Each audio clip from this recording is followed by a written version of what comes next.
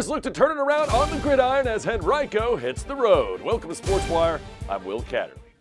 Well, 1 week does not a season make, and that's truly the case for the Henrico Warriors. The green and gold had a tough opener against Hermitage, falling to the Panthers, but it wasn't without signs that this team has plenty of talent. Meanwhile, Deep Run got a huge road victory against Atlee, and we're looking for continued success in their home opener with a chance to move to 2-0. So here we go, Wildcat fans ready for the Friday Night Lights as Deep Run welcomes Henrico to the West End. Rough sledding early on for Deep Run. Great defense. Watch this. Wildcats Dylan Schwartzman wrapped up in the backfield by number 18, Lamar Teal. Deep Run's Jason Deshawn to kick on his punt, but he's going to outkick his coverage, and Christian Squirrely is going to get squirrely with it. He cuts left and turns on the Jets, taking it down the sidelines deep into Wildcats territory. Just 3 plays later, that would lead to this. The lead battle, finding pay dirt, 7-0 Warriors, 4:30 left in the first quarter. Let's go to the second quarter, shall we? Henrico, in their own territory, goes for it on 4th down, and Lynn Berkeley taken down by Connor Lloyd. Lloyd was not fooled. Warriors would turn it over on downs, and that would lead to this. Deep Run going to cash in. They don't get 7, but Jason Deshawn nails a 24-yard field goal, cuts the lead to 7-3 with 9:35 left in the half. Warriors quarterback, Lawrence Chambers, the option. Great play here. Read option to Tyrell Ellison.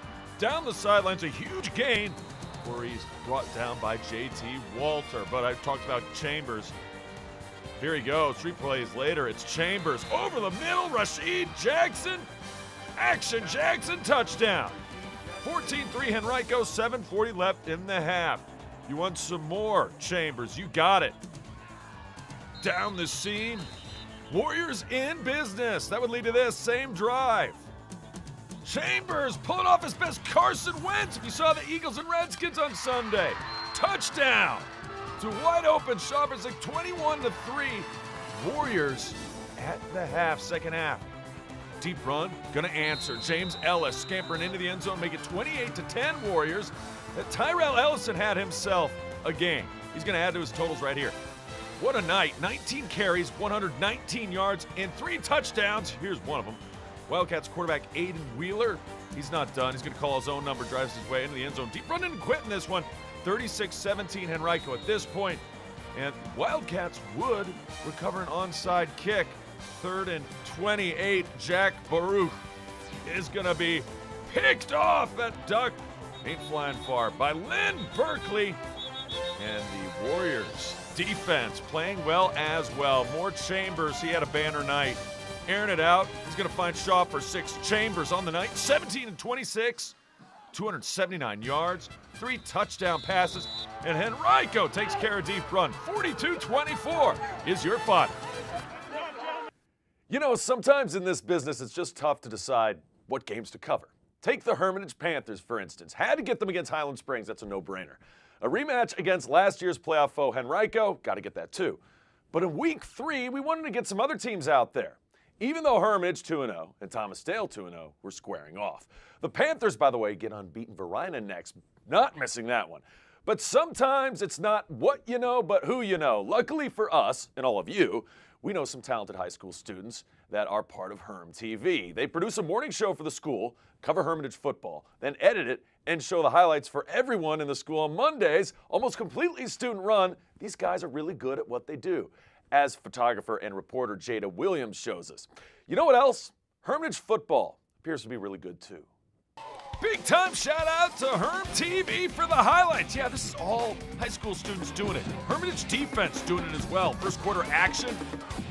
Thomas Dale on the move, but it's Inoski. That's code for interception, or another word for it. Number 7, Jabril Murray making the play. Hermitage defense has been great all year long so far. Early on, they've been dominant. Second quarter, we switch sides. What a tackle. Meanwhile, Jay Carney, you know what? Hermitage has not been able to pass the football. Teams are daring him to pass. Quarterback Jay Carney, what does he do? Hermitage down 3-0, not for long. Finds his receiver, Jalen Smith. He finds Pater, touchdown. Hermitage up 7-3. So, Hermitage trying to take a perceived weakness, make it a strength. Later, still 7-3, same score. Deep pass, got it, touchdown.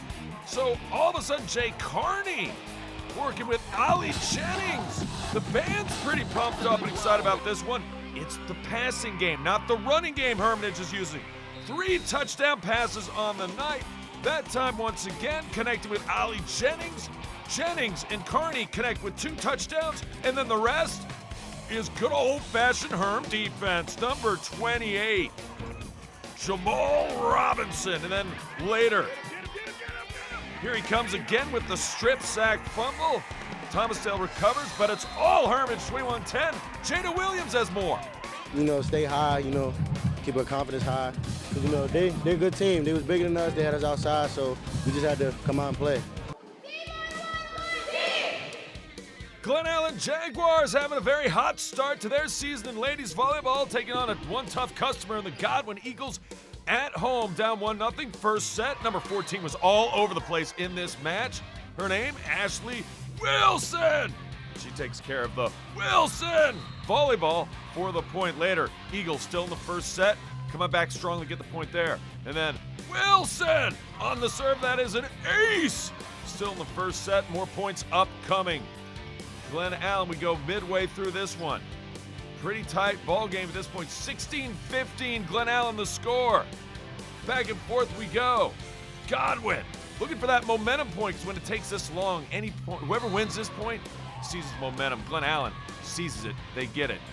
Brenna Fano with the kill on that one. Later, it's number 5, Kelly Drash. That'll work for the ace as well. 25-19, Glen Allen takes the first set. Remember, boys and girls, first 1 to 3 sets win. Play 25, unless you got to win by 2.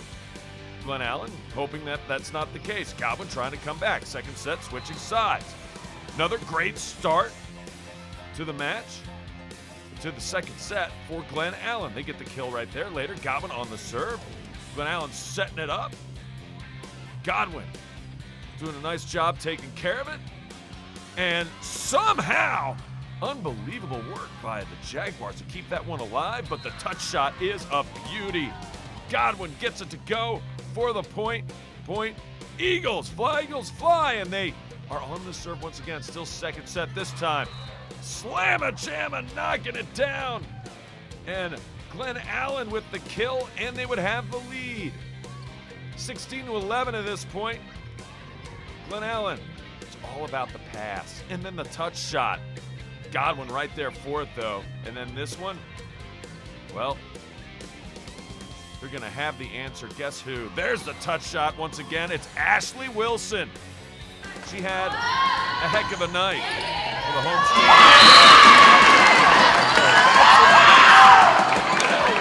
team. Lady Eagles coming back 24-22, though. Glen Allen, not the way you want to lose a set. The serve goes too far, 25-22. Jaguars. So the Volley Jags just need to win their third set up 4-2 early. Godwin trying to make some headway, but Glen Allen increases our lead to 3 with that kill right there. It's Kelly Drash once again. And there were a lot of girls involved for Glen Allen who really did a great job in this one. You really couldn't signal one out. Or single one out, I should say. There's a kill right there. The point taken, that was Riley Scott. Riley Scott, Ashley Wilson, Kelly Drash. They were all contributing, so there's not really one person that you can key on, and so that's going to be a perceived strength for Glen Allen going forward as this year continues. And they're taking on some lofty competition, but they're looking pretty good as a unit. This is an awfully long point. Glen Allen up 24-16. Ball game. Gets it to go with the kill. Jags win in straight sets. 3-zip. You're 5. We head back to the gridiron when we come back. Godwin looks to pull off a road win against Atlee, plus Deep Run looks impressive once again in field hockey in a game where everyone contributed. I'll explain coming up. Don't always have time to watch SportsWire on your TV? No problem. Episodes are available anytime on the web at watchsportswire.com. And it works just as well on your phone. Watch SportsWire anytime, anywhere. at watchsportswire.com.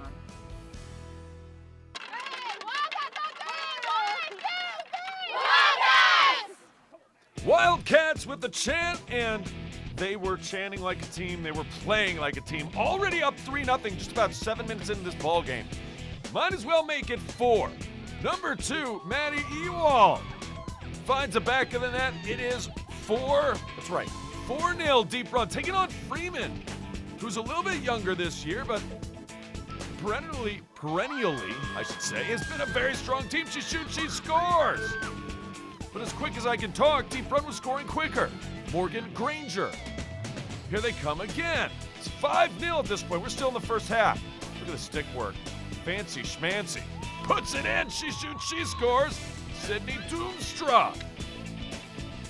She puts her name into the scoring category. It's 6-0 as number 6 scores. How about number 7? Trying to go for goal number 7. Yeah, still in the first half. Firing, finding the back of the net. You kidding me?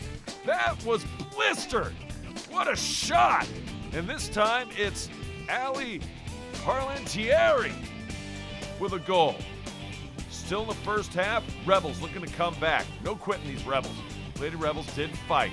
They didn't score there, but off the corner, they're going to get on the board. Check it out. You get deep into the zone of Deep Run, and she shoots and fires and finds it. Goal, Rebels! So, just like that, Rebels back on the board, and that would make it 7-1. But then, just like that, get out of the way, ref! That would make it 8-1. Number 16, Allie Kelleher. Count it! Yeah, we're still in the first half. Wildcats looking for goal number 9 of the half. They're going to get it. Watch this. She shoots. She scores. That's Meg Owens. They went 11-2. 10 different Wildcats scored a goal. It's back to the pigskin as we go up-tempo. What a start it's been for the Tucker Tigers. First, they drubbed Caroline, and now the Tigers have moved to 2-0 after a win at Prince George. It went down to the wire, but Tucker prevailed 27-24 after quarterback Patrick Taylor had a banner night. Taylor was 7 for 11 passing for 180 yards and 2 touchdowns. He also ran for 133 yards and a score. That's 313 total yards on the night. Verina also moved to 2-0, and it was the Blue Devil running attack that wounded the Warriors the most. R.J. Coles and Steven Richardson tallied a combined 218 yards and 3 touchdowns. Richardson found pay dirt twice in a 45-7 victory over Matoaka. Next up, Hermitage. Sticking with Verina, but heading to the college ranks, UVA fell to Indiana on Saturday, 34-17. But former Blue Devil Donovan Dowling literally has his old friends back.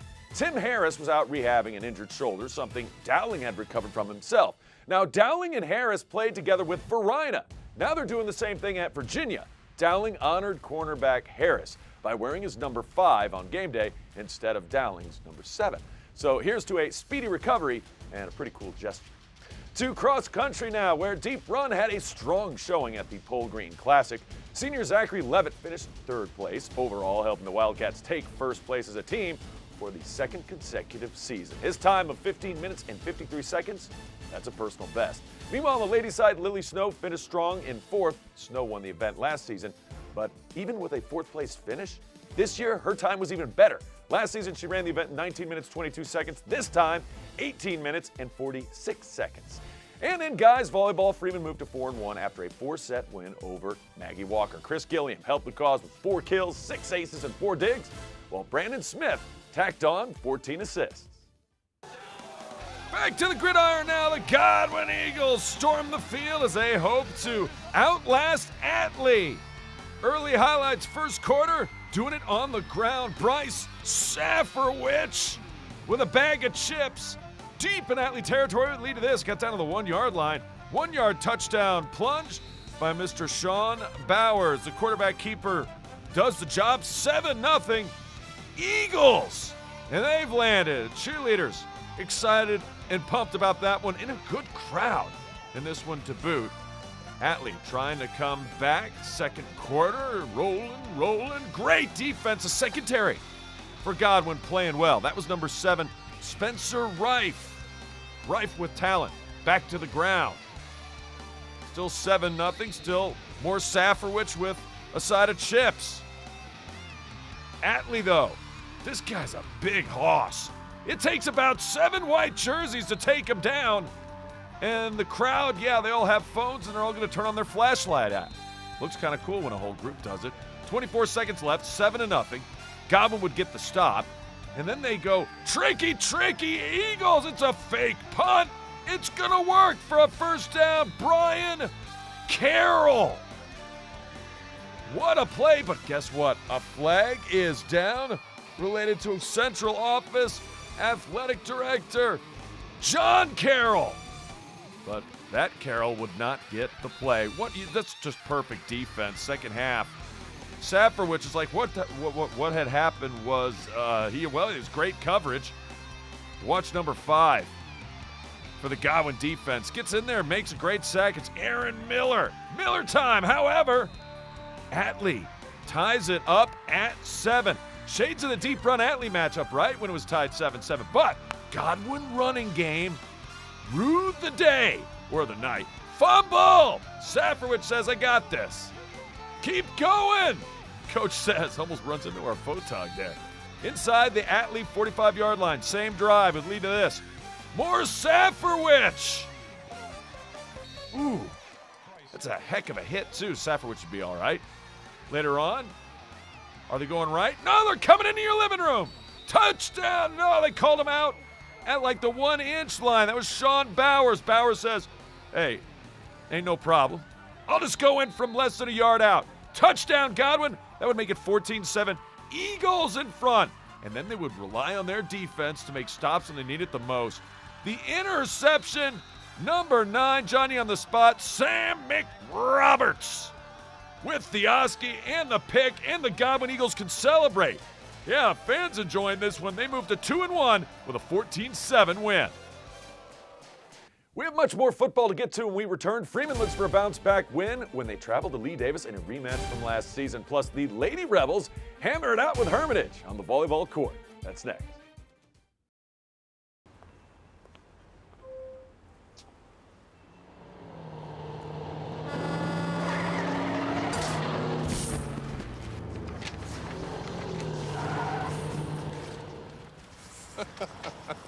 This can't be happening. This can't be happening. Of course it's not happening. Armored car. Listen, having money isn't about luck. Make your own coffee, save $1,000 a year. Feed me. Feed the pig. Well, let's go to Lee Davis High School, home of the Seafeds. The competitors taking on the Rebels. They've met quite a bit last few years, Freeman and Lee Davis. One or the other has eliminated the other in the playoffs last couple of seasons. Early on, number 5, don't give him any room. He'll take it all the way to pay dirt for the Seafeds and Lee Davis. Touchdown! And the Seafeds had an early 7-0 lead. Corey Cooper, though. One thing about Freeman, Lee Davis is very electric offensively. They did not abandon the run game to the Rebels. Corey Cooper got his. Well over 100 yards rushing in this one. Here comes Cooper again.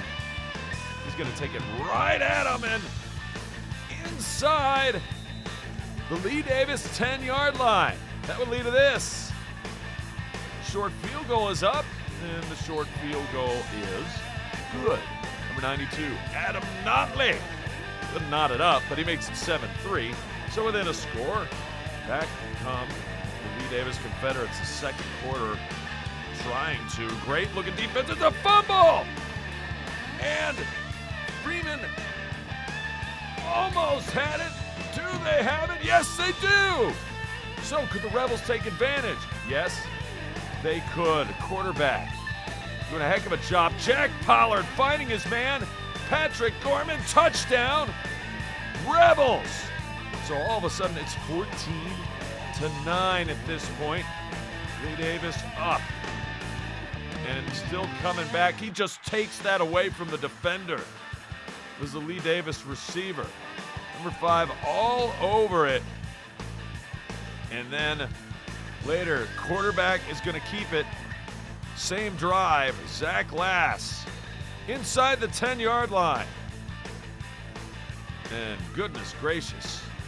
Number 5, Josh Rice for Lee Davis was absolutely unstoppable. They thought they had the fumble there. He already had that long touchdown early in the game, and then they're going to capitalize on that one. 21-9, another touchdown for Rice. We go second half. And these are the kind of plays that change the outcome of the game.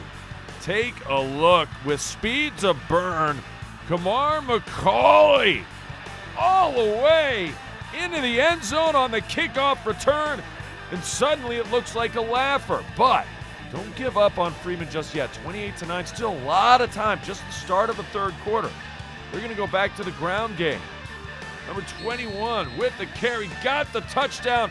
He finds pay dirt. It's just a two-score game again.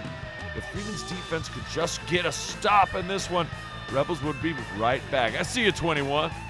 Yeah, trying to get into the Lee Davis heads a little bit defensively. 28-15. Later, Lee Davis on the punt. Freeman a chance. Oh, no, they muffed it. So the defense did get a stop. They did force a punt.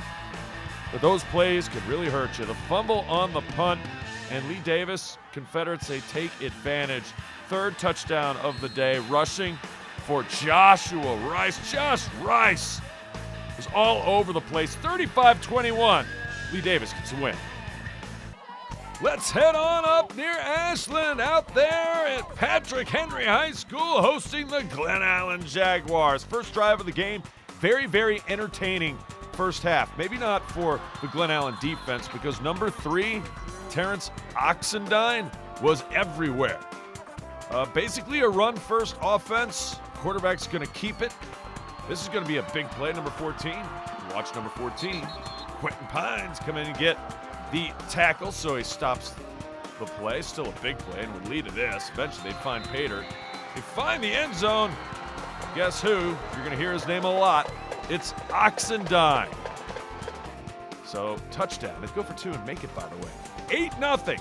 Devin Flowers, though, for Glen Allen. There's a reason why Alabama's all over this big guy. Watch him run. There's one. This is all in the same drive, by the way. This is the one that I really, really like. Goes inside 1, 2, 3, 4, 5, 6, 7.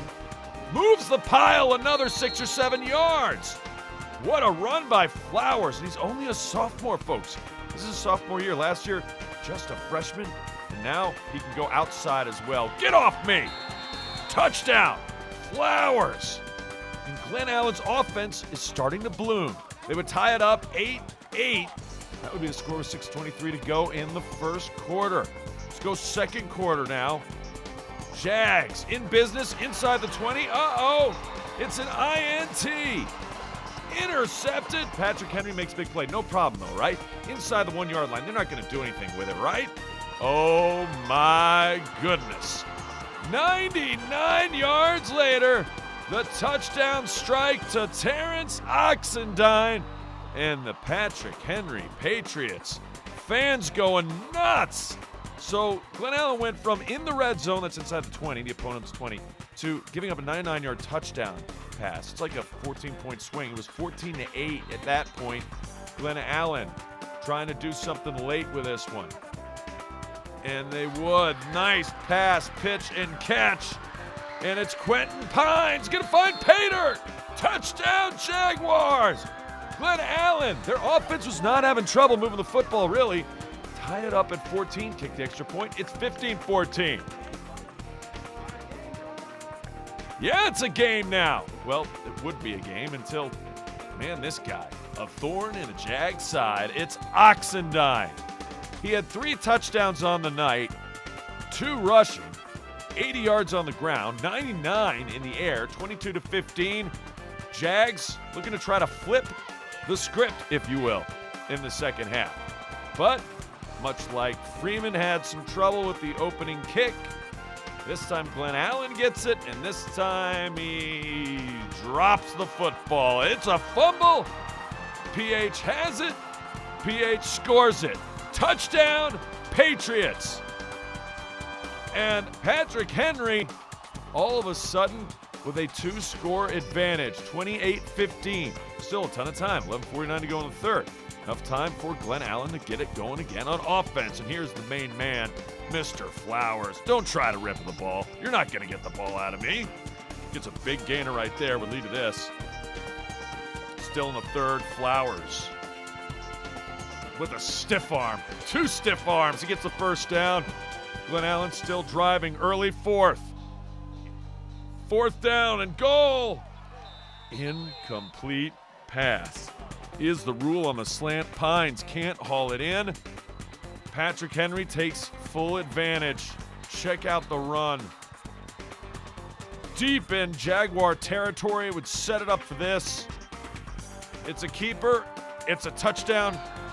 Glen Allen falls to Patrick Henry. 41-15 is your final. Other scores, hey, Tucker Tigers are 2-0.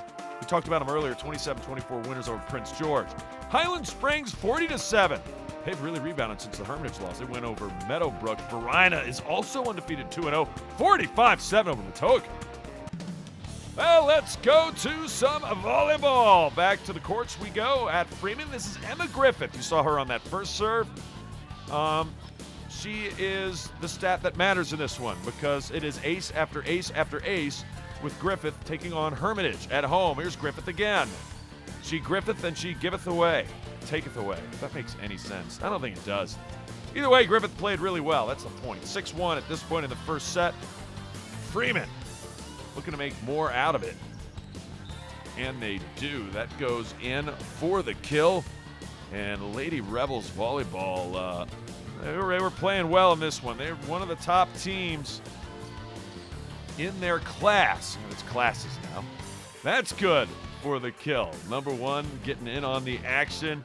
Tegan Howell, 25-12. They win the first set. We change sides. Howell on the serve. Or is it Janie Holst? They're both number 1, and they're both on their roster. Could be either one, but I'll give credit to both. Still in the second set, more Rebels. Here's the serve once again. Up 3-0 at this point. Hermitage looking to come back.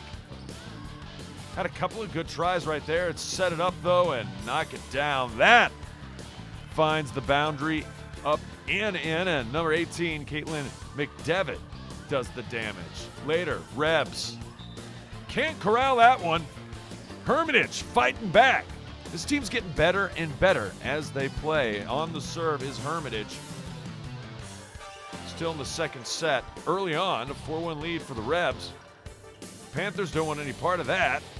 So they get the kill. Number 10 doing a great job. She knocks that one down. Point Panthers. But it came back to the Rebels with a serve. That was dynamite. And then that is the result. A great finish and kill. It's number 18, Caitlin McDevitt again.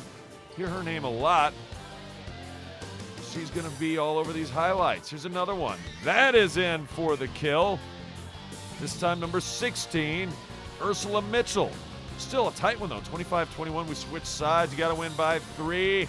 Fortune favors the Panthers. They get the point right there. Later, Panthers on the serve again. Again, it's an ace. Maybe something's going for Herm here. You know, they win the third set. I've seen this so many times. The team comes back down from 2-0. They win the third set, and then they go on to win the match 3-2. Well, 24-24. Hermitage with a chance to do just that. Freeman says, not going to happen. Rebels win 3-0. Remember, if you have questions or comments about the show, just send me an email to this address, sportswire@henrico.k12.va.us, and you can always follow us on Twitter. I can't wait to see ya next time on Sportswire.